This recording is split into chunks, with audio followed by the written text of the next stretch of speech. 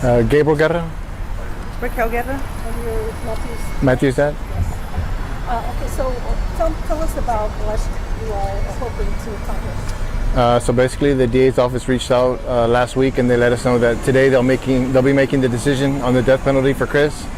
So all of us here is various families of Savannah and Matthew, and we're just coming together because we all want the death penalty. He took 3 lives, and we think the least we can do is take his, and that'll bring justice to our family and justice for Matthew and Savannah and Fabian. Do you have any inclination how they may go? Did they tell you anything? No, he just said the reason they were taking so long is because they were gathering evidence to make an informed decision. What is it that you asked from the DA? I mean, I don't know if you've spoken to him or been able to send him any letters or anything. No, we haven't spoken to him, but to be fair and to give us justice, and actually this is more than just Savannah, Matthew, and Fabian. You know, this will be sending a message to anyone that if any pregnant girl gets hurt and loses a child, you know, he can protect for their lives and possibly make people think twice before doing something horrible. How frustrating has this process been for you all? Extremely. We're at like 470 something days since they were taken from us. Our family will never be the same. Our family will never be the same. Our holidays will never be the same. Christmas, we're supposed to get together and celebrate opening presents.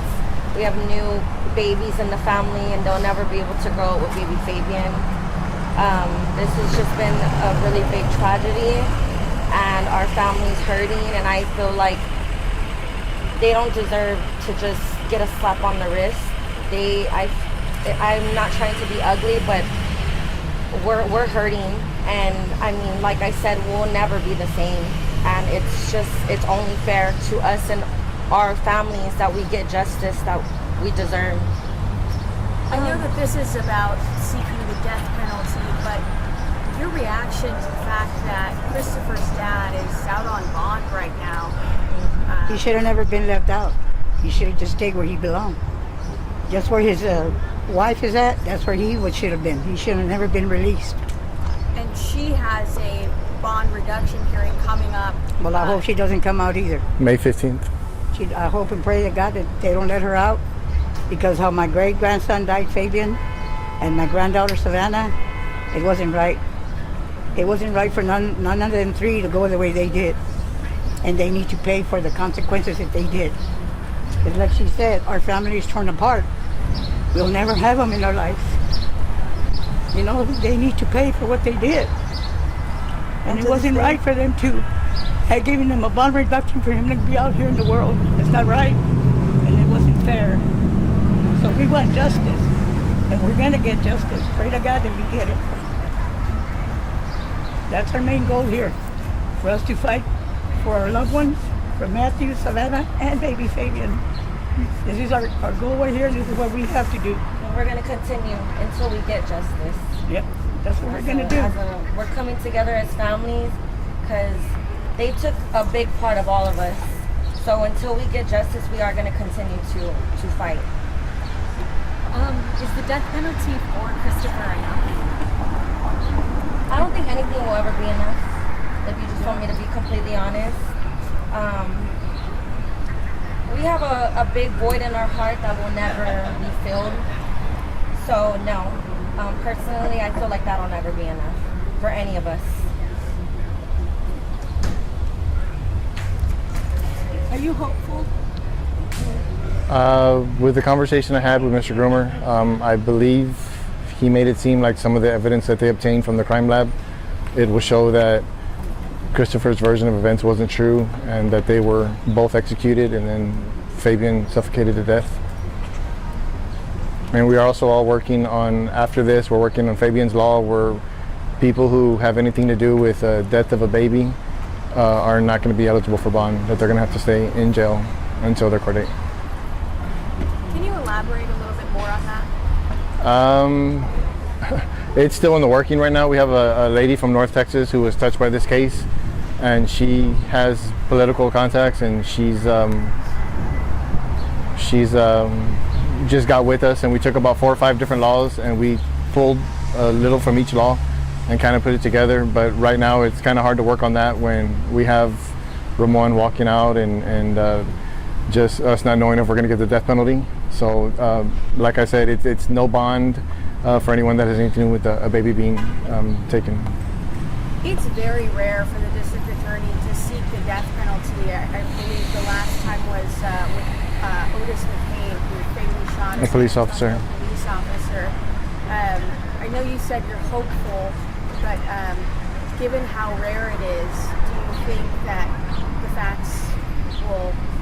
He's only done it 2 times in his term, but like I said, he went on camera and made a statement himself. He said the more gruesome the crime, the more likely to get it. And like I said, we believe Matthew was shot first, so Savannah more than likely saw that. And Fabian heard the gunshot, and I'm sure Savannah was screaming, and then Savannah, got taken next. It's not even just one life. This is 3 lives Yeah. that was taken. One police officer versus a whole family. A baby that never even got a chance to breathe air. And over what? Over money? Over money. And that was our worry, that he's only 19 and he doesn't have a criminal background, but Fabian was 33 hours away from joining us, and would have been Raquel and I's first grandchild, and none of the 3 have shown no remorse whatsoever as well. None of the 3 have no, and they could have done something when the world was looking for them. They could have done something and let us know where they were, but instead they just left everybody searching for them during the holidays, and had the audacity to post on their business page for families to have a Merry Christmas and a Happy New Year, knowing the gruesome crime that they had just committed. We didn't sleep, but maybe 10 hours in those 5 days we were looking for them, and they knew where they were the whole time. Yep. And they didn't speak up, they didn't say nothing. It's not right. It wasn't right. They should have at least... They tormented my granddaughter, tormented my great-grandson, and you could have at least given him a chance to take his first breath. They didn't even allow that to happen to him. And then just... You want the death penalty, Yeah. and we hope to God you get that. It shouldn't even be a question about it. It should have just been granted. Death penalty. On the chance that it doesn't go that way, what do you all do next? Continue protesting. we have Continue fighting. an appointment with a politician in case we get a no. We have an appointment with a politician after this. So that's why we're here for today. And like I said, to see them on the stand and laughing and joking and referencing what Ramon Preciado referenced sonogram. his procedure as he was needing a sonogram as, a procedure that a pregnant woman gets. He had the nerve to say that, knowing damn well everybody there in the courtroom knew what a sonogram was. That wasn't right. And they play themselves the victims. They play themselves as the victims regarding their health. Well, they should have thought of that before they did this. If you think about my granddaughter's health or my great-grandson's health when they were over here crying for theirs, that's not right. It's not right at all. And he should be in jail right now. He should not be out here in the world.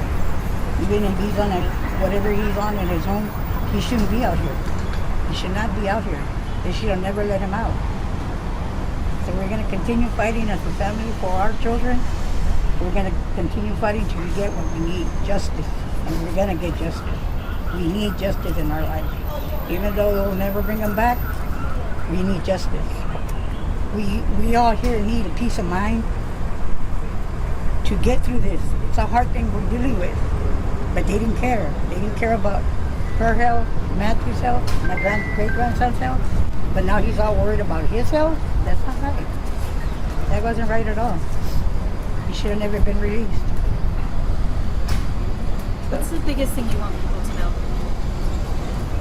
That he killed 3 people, and if he killed 3 people, why can't we kill 2? That's just... And if they do have the chance to, ever, walk again, like for instance, the dad, who knows who's next? Who knows who's the next victim? We need to just spread awareness because, like I said, there could be other victims in the future, God forbid. You know what I mean? But that's really what our thing is. It's like, once again, we have a void that's never going to be filled, and that's our message. Is we're going to continue to fight because as a family, you know what I mean? That's what family does, and that's why we're here. Yeah, this was a mass murder. These people need to set an example.